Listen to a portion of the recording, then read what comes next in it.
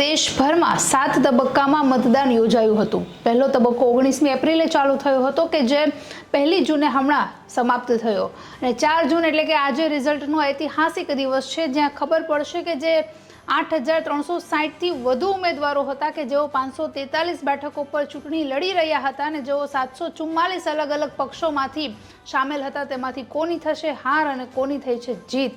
નમસ્કાર, ટકાટક મીડિયામાં આપની સાથે હું છું જાનવી।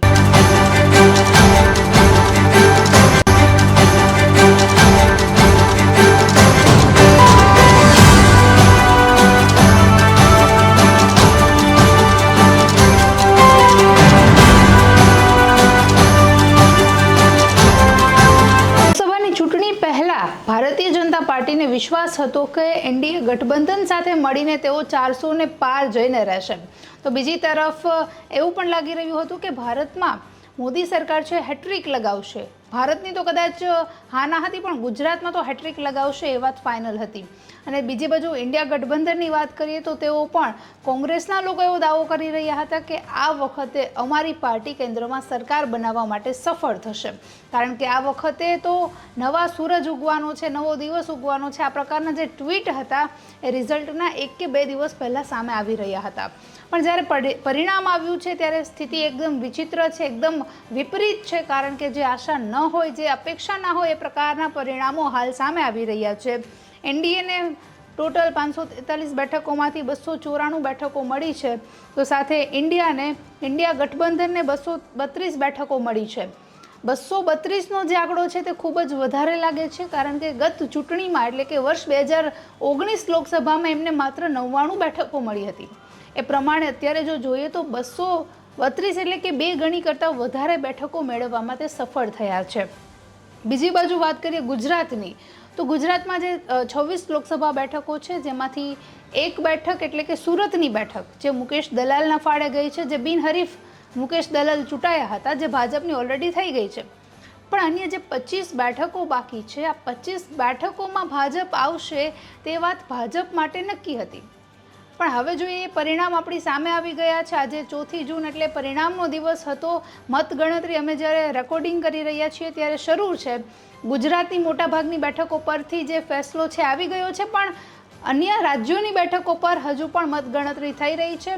તો ગુજરાતની જે બેઠકોનું સમીકરણ છે એમાં એવું છે કે 1 બેઠક અત્યાર સુધીમાં કોંગ્રેસના ફાળે જતી રહી છે, જ્યારે બાકીની જે 25 બેઠકો છે એ હાલ ભાજપના હાથમાં છે।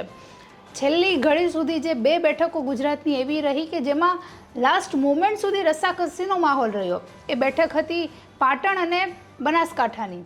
પાટણથી ભરતસિંહ ડાભી કે જો ભાજપના ઉમેદવાર છે એ અત્યારે તો 30,457ની લીડથી આગળ ચાલી રહ્યા છે, પણ એક સમય એવો હતો કે જે ત્યારે 15,000, 20,000 એવી રીતે એમના અને જે કોંગ્રેસ વચ્ચેની જે ટક્કર છે તે થઈ રહી હતી। તો બનાસકાંઠાની બેઠક આ વખત ખૂબ જ જોરદાર રહી।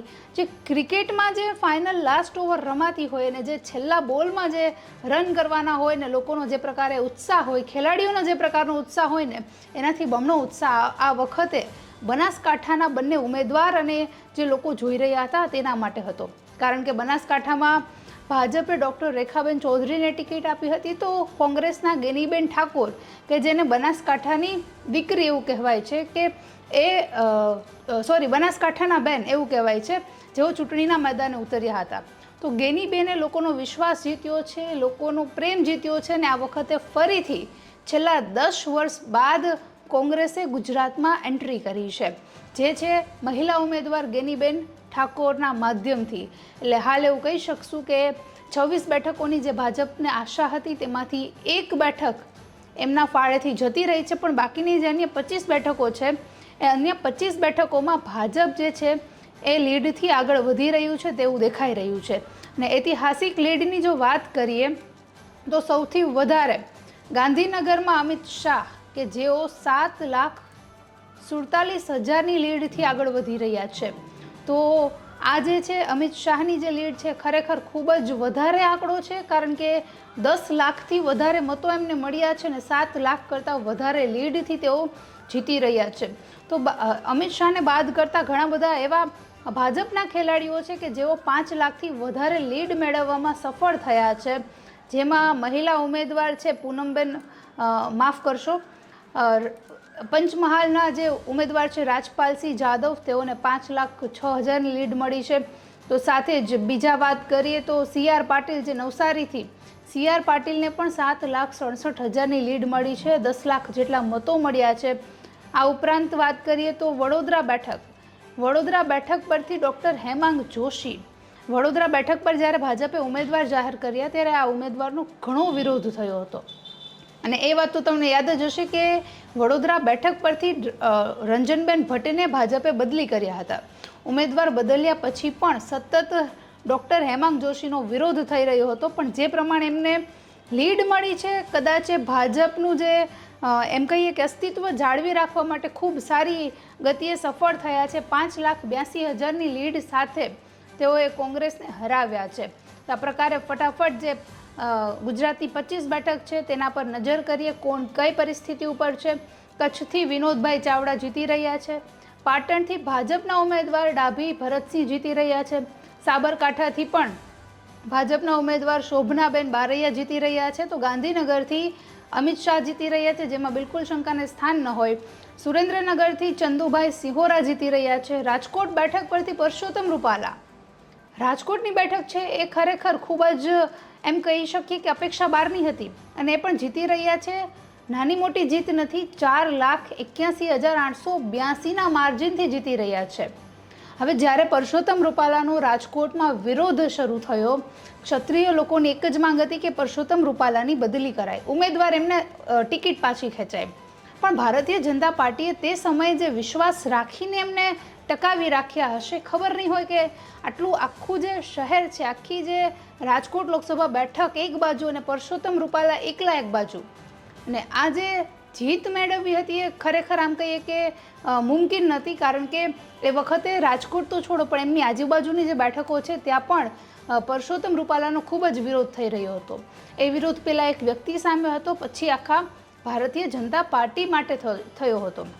તો એ વિરોધને વટાવીને જે પરસોત્તમ રૂપાલાએ રાજકોટ લોકસભા બેઠક પરથી 8,50,000ના મતો મેળવ્યા છે અને પરેશ ધાનાણીને 4,81,000થી વધારે મતો સાથે માત આપી છે. પરેશ ધાનાણીનું જો કે આ બાદ નિવેદન પણ સામે આવ્યું હતું. પરેશ ધાનાણીએ એમને અભિનંદન પણ પાઠવ્યા હતા. ઠીક છે, હવે હેલ્ધી કોમ્પિટિશનના નામે પછી એવું જ કહેવાતું હોય છે. બટ પોરબંદર પરથી ડૉક્ટર મનસુખભાઈ માંડવિયાની જીત થઈ છે. તો જામનગર લોકસભા બેઠક પરથી પૂનમબેન માડમ સતત ત્રીજી વખત સાંસદ બન્યા છે. અગાઉથી પણ 2 ટર્મથી તેઓ ચૂંટાતા આવ્યા છે અને પૂનમબેન માડમ પણ 2,37,000ની લીડ સાથે સાંસદ બન્યા છે. અમરેલીથી ભરતભાઈ સુતરિયાની જીત થઈ છે. તો ભાવનગરથી નીમુબેન બંભાણિયાની જીત થઈ છે. આણંદમાં મિતેશ પટેલ, ખેડામાં દેવુસિંહ ચૌહાણ, પંચમહાલમાં રાજપાલસિંહ જાદવ, વડોદરામાં ડૉક્ટર હેમાંગ જોશી, દાહોદમાં જસવંતસિંહ ભાંભોર, છોટાઉદેપુર જશુભાઈ રાઠવા, ભરૂચમાં મનસુખભાઈ વસાવા, બારડોલીમાં પ્રભુભાઈ વસાવા, નવસારીમાં CR પાટીલ અને વલસાડમાં ધવલભાઈ પટેલ. આ તમામ 25 બેઠકો ભાજપના ફાળે જાય છે. જ્યારે એક બેઠક માત્ર જે છે બનાસકાંઠા બેઠક, ગેનીબેન ઠાકોર ત્યાં 30,170ના માર્જિનથી જીતી રહ્યા છે. આ જે આખું સમીકરણ રહ્યું છે તે ગુજરાત લોકસભા બેઠકનું રહ્યું છે. હવે પહેલેથી જ્યારે એવી વાત ચાલતી હતી કે ગુજરાતમાં ભાજપ આવશે, કોંગ્રેસ આવશે, કોણ આવશે, ત્યારે એવું કહેવાતું કે ગુજરાતમાં ભાજપ માટે એક પણ બેઠક ગુમાવી એટલે અન્ય રાજ્યોમાં 10 કરતાં વધારે બેઠક ગુમાવવા સમાન જેવી પરિસ્થિતિ બને. તો આ વખતે ખરેખર એવું જ થયું છે. કારણ કે જે રીતે ગુજરાતમાં ભાજપે એક બેઠક ગુમાવી છે, તો આખું જે ઓવરઓલ રાષ્ટ્રનું સમીકરણ જોઈએ, જો આખા દેશનું સમીકરણ જોઈએ, તો છત્તીસગઢમાં ટોટલ 11 બેઠક છે, જેમાંથી 10 બેઠક બીજેપીના ફાળે આવી છે. આંધ્રપ્રદેશમાં TDPના ફાળે 25માંથી 16 બેઠકો આવી છે.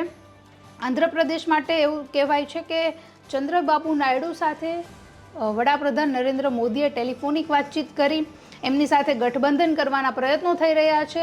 મોદી બાદ અમિત શાહે પણ એમની સાથે વાતચીત કરી છે. હવે ચંદ્રબાબુ નાયડુ સાથે NDAનું ગઠબંધન થઈ શકે કે કેમ?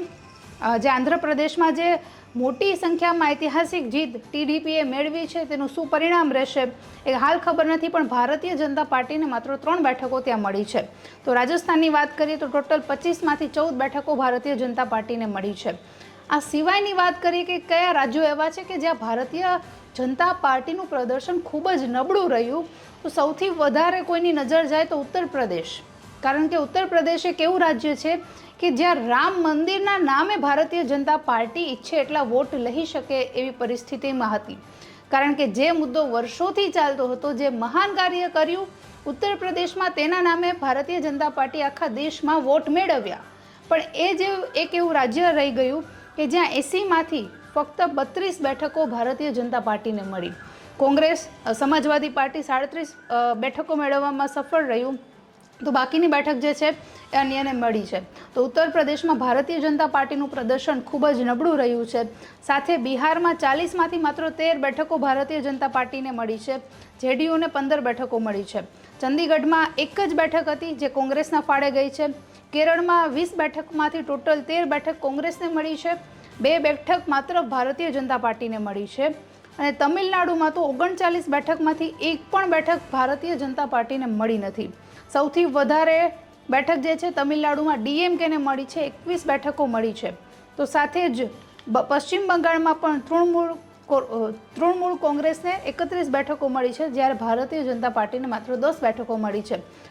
રાયબરેલીથી રાહુલ ગાંધીનો વિજય થયો છે, ભવ્ય વિજય. કોંગ્રેસના અધ્યક્ષ રાહુલ ગાંધીનો 2,12,000થી વધારે મતોથી એમનો વિજય થયો છે. જો કે હાલ આંકડાઓમાં ફરીથી અપડેટ હોઈ શકે છે, કારણ કે મતગણતરી અત્યારે ચાલુ છે. આ પ્રકારની જે પરિસ્થિતિ છે લોકસભા ઇલેક્શન 2024ની અત્યાર સુધીની રહી છે.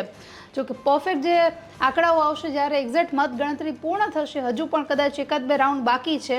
અગાઉના 16થી 17 રાઉન્ડ પૂર્ણ થયા બાદ જે આંકડાઓ હાલ અત્યારે ઇલેક્શન કમિશનની વેબસાઇટ પર દેખાયેલા છે, અમે આપણી સમક્ષ રજૂ કર્યા છે. પણ જ્યારે પણ નવું અપડેટ આવશે ત્યારે ફરીથી તમારી સામે અમે એ લઈને આવશું. નમસ્કાર.